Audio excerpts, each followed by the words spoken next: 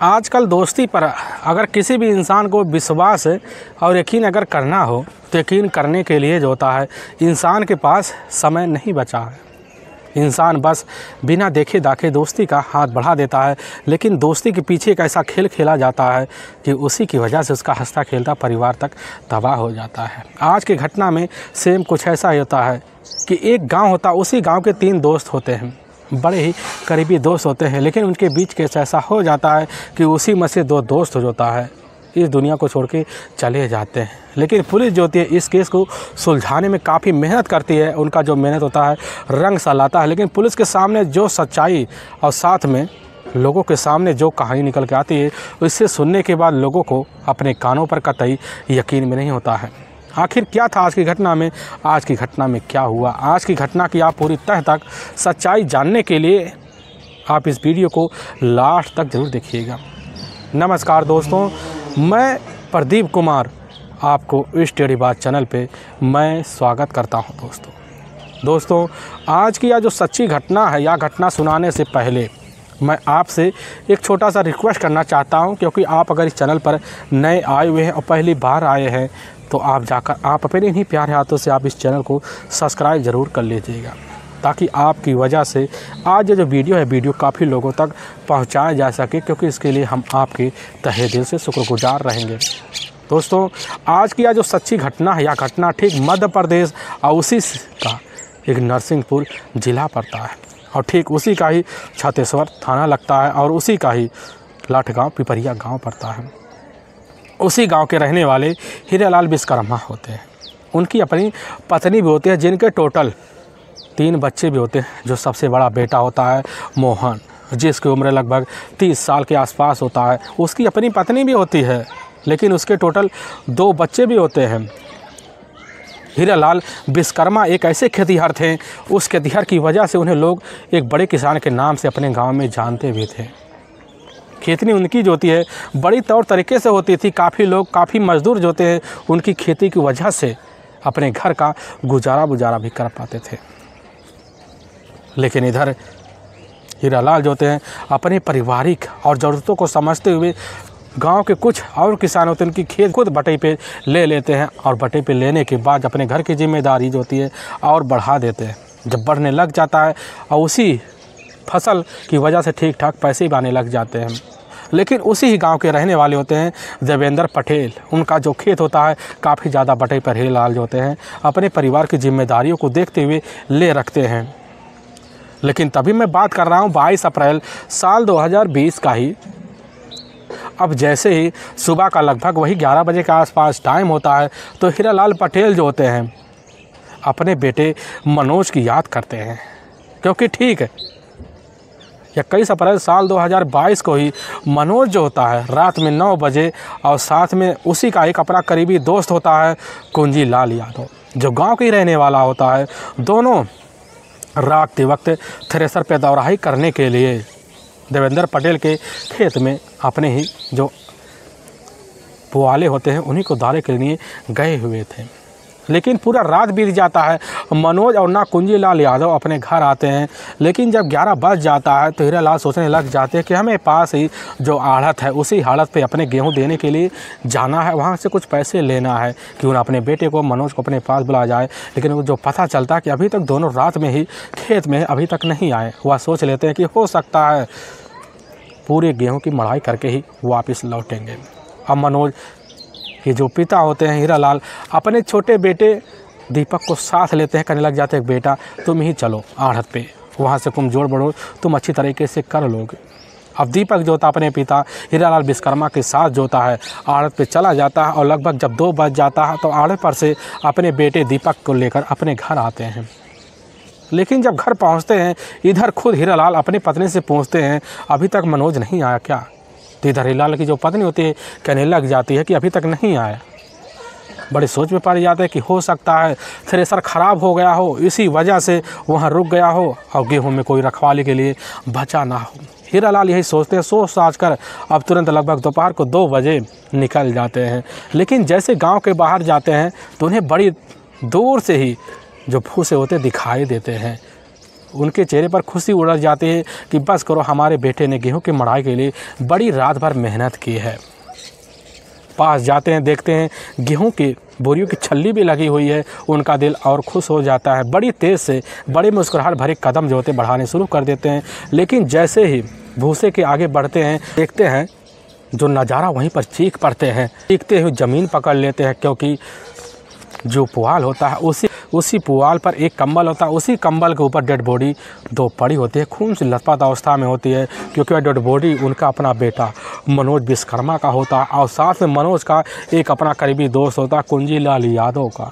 यह नज़ारा देखकर या हश्र देखकर हीरालाल विश्वकर्मा अपनी गांव की तरफ भागते हैं और कुंजीलाल यादव के परिवार को खबर देते हैं, अपने परिवार को भी खबर देते हैं। पूरे गांव में कोहराम सा मच जाता, काफ़ी लोग इकट्ठा हो जाते हैं और उसी समय जो होता है पटेल के खेत की तरफ भागते हैं। कुछ मिनट बाद भीड़ लग जाता, लेकिन उसी में से एक व्यक्ति होता है जो अपने नज़दीकी पुलिस थाना फ़ोन कर देता है। लेकिन वहाँ के TI अधिकारी होते प्रभात शुक्ला, जैसे ही खबर पाते हैं तो वह भी बड़े अधिकारी को सूचना दे देते हैं और पटेल के खेत में अपनी जिप्सी लेकर पहुंच जाते हैं। नज़ारा देखते वह भी दंग सा हो जाते हैं, क्योंकि दोनों डेड बॉडी एक ही साथ खून से लथपथ पड़ी होती है। पुलिस की टीम जो होती है अपने हिसाब से घटना स्थल का निरीक्षण करती है। निरीक्षण करके दोनों बॉडियों को पंचनामा भरती है और उठाकर अपने नज़दीकी जो सरकारी अस्पताल होता है उसी में पोस्टमार्टम के लिए भेज देती है। लेकिन कुछ ही मिनट बीतता है, कुछ मिनट के अंदर जो होता है अब वहीं पर इधर कुंजीलाल यादव की अपनी दादी पहुंचती है, जो दहाड़े मारकर चीख चिल्लाकर एक ही बात की रट्टा लगाकर बैठ जाते हैं।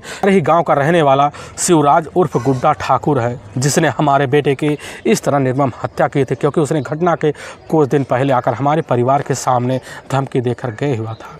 यह बात जैसे ही TI अधिकारी प्रभात शुक्ला सुनने के बाद एक टीम गठित करते हैं और गठित करने के बाद पुलिस की टीम जो होती है उसी वक्त शिवराज की तलाशी करने के लिए लग जाती है। अपने हिसाब से तलाशी करने के लिए टीम का गठन कर देती है और एक टीम जो होता है शिवराज के घर पहुंचती है। पता लगता है शिवराज के घर में जो होता है शिवराज कहीं दिखाई नहीं दे रहा। पुलिस की टीम शिवराज के घर वालों से जब पूछताछ करती है तो वहीं पर उसका एक अपना भाई होता है। उसी के द्वारा पता चलता है कि शिवराज जो होता है सुबह 9 बजे के आसपास खाना खाने के लिए अपने घर तो आया हुआ था, लेकिन बिना बताए कहीं चला गया। लेकिन उसका तब से ऐसा पता नहीं चल रहा है। पुलिस की टीम कहने लग जाती है इधर खुद शिवराज के भाई से कि क्या कहा सकता है। तो उसी वक्त जो होता है इधर शिवराज का जो अपना भाई होता कहने लग जाता कि साहब जमुनी पार जो गांव है वहीं पर एक झोपड़ी है, वहीं पर अक्सर हमारा जो भाई होता है शिवराज सोने के लिए चला जाता है। और पुलिस की टीम जैसे खबर पाती है तो उसी वक्त बिना टाइम गंवाए अपने अधिकारियों से इस चीज़ की परमिशन लेकर ठीक 22 अप्रैल साल 2020 को ही बताए हुए ठिकाने पर इधर उसी झोपड़ी में धावा बोलती है। पता चलता है वहाँ पर तो शिवराज दिखाई नहीं पड़ रहा है। पुलिस की टीम काशी समझ में पड़ जाती है आखिर वह गया कहाँ। लेकिन जैसे ही 23 अप्रैल साल 2020 का सुबह का टाइम होता, पुलिस की टीम दोबारा उसी झोपड़ी में धावा बोलती है। लेकिन जैसे पुलिस की टीम करीब जाती है तो उसी झोपड़ी से ही एक जो होता कुत्ते की भौंकने की बड़ी तेज़ आवाज़ आती है। पुलिस की टीम और करीब जाती है, लेकिन दाहिने तरफ देखती है एक व्यक्ति होता है बड़ी तेज़ी से बनियान में ही जंगल की तरफ अपने पैर भगाते हुए भागना शुरू कर देता है। पुलिस की टीम समझ जाती है कि आखिर वह व्यक्ति हो सकता वही हो। लेकिन पुलिस की टीम अपनी टीम सहित झोपड़ी में जाती है तो देखती वहाँ चारपाई है, बगल में एक जो होता है आला लगा हुआ है और साथ में पास ही रखा हुआ कुछ कपड़े होते हैं और उसी के साइड में पासबुक होता है और एक माचिस होता है और साथ में कुछ विषैले पदार्थ होते हैं। पुलिस की टीम उन सबको अपने कब्जे में लेती है। वह समझ जाती है कि यह शिवराज का ही सारा है।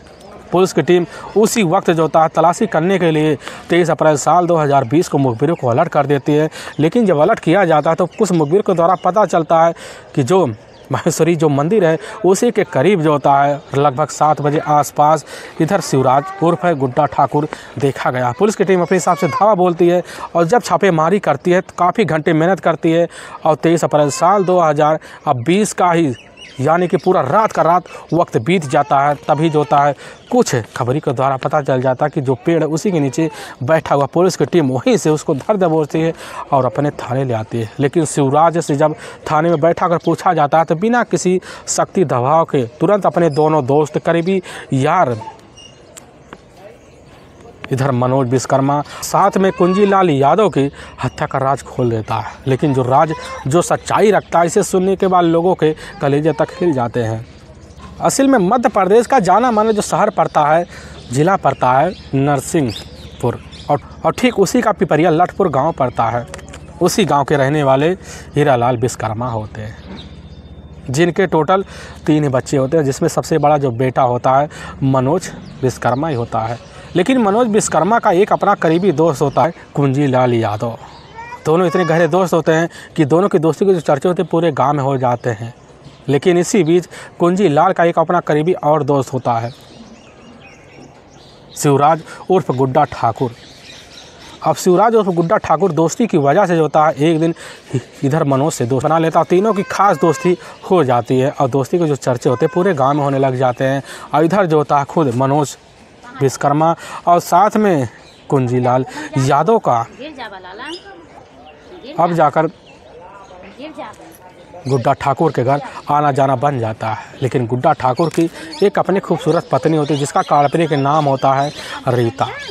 उसके भी टोटल अपने 2 बच्चे होते हैं। लेकिन उसकी अपनी कुछ पारिवारिक मजबूरी भी होती है, क्योंकि रात का जब वक्त होता गुड्डा ठाकुर जैसे चारपाई पर जाता तो थोड़ी देर बाद पत्नी के सामने फिनिश हो जाता, जिसकी वजह से रीता की कुछ शारीरिक ज़रूरतें बढ़ जाती है।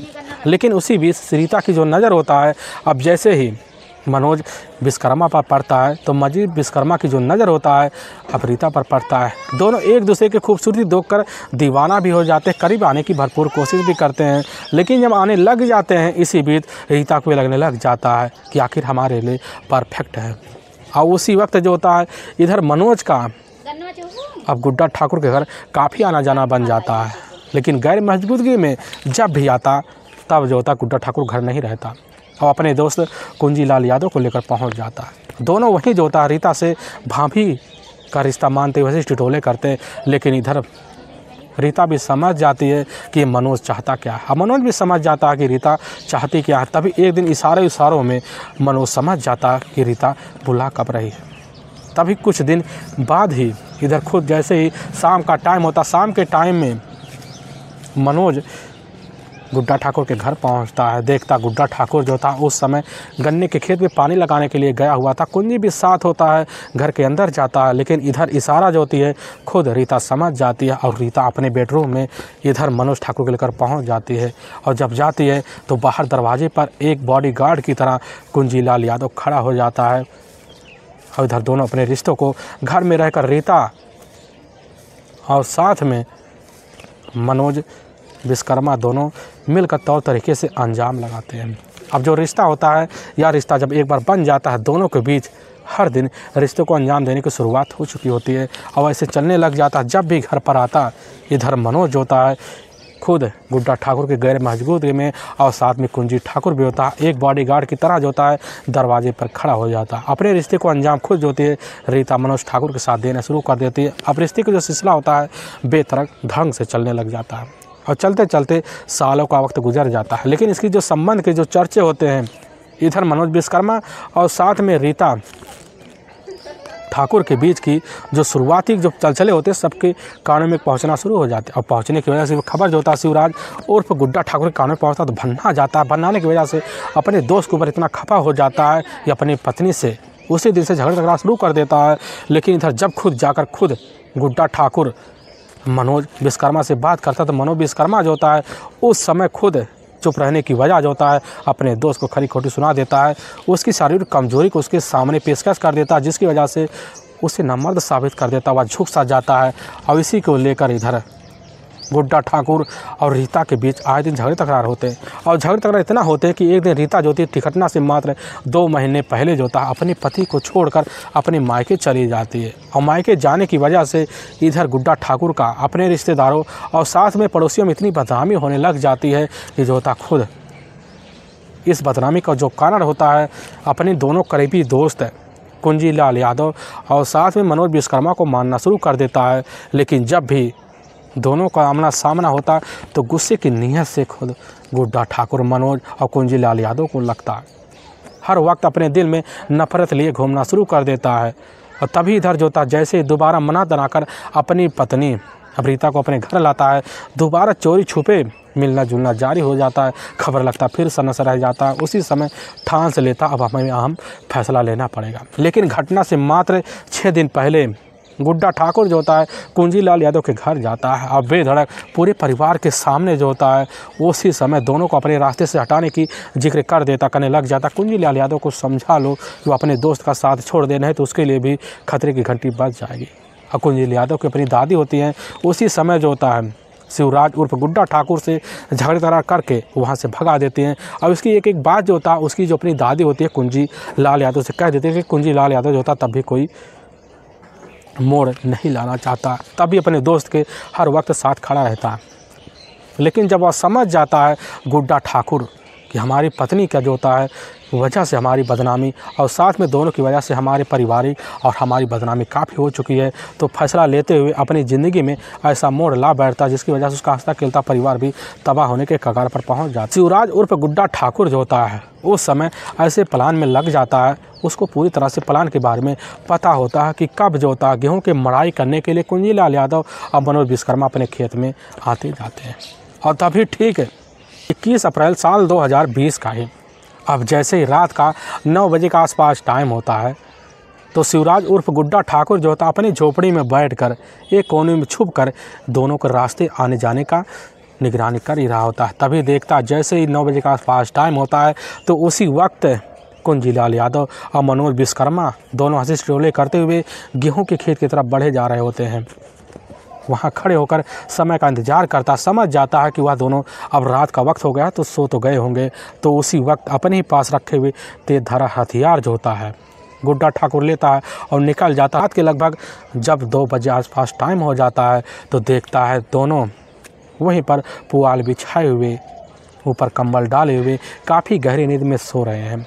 अपनी सारी अड़चने जो था गुड्डा ठाकुर उसी समय दांतों के तहत पीसते हुए निकालता, वही हथियार उठाता, एक के बाद एक बार गहरी नींद में सोते हुए अवस्था इधर दोनों के ऊपर किया जाता है, जिसकी वजह से दोनों को कुछ मिनट के अंदर प्राण पखेरु हो जाते हैं। समझ जाता कि हमारे खुन्नस अब मिट गए और उसी वक्त झोपड़ी में आता है, उस हथियार को छुपा देता है, अपने घर आता है।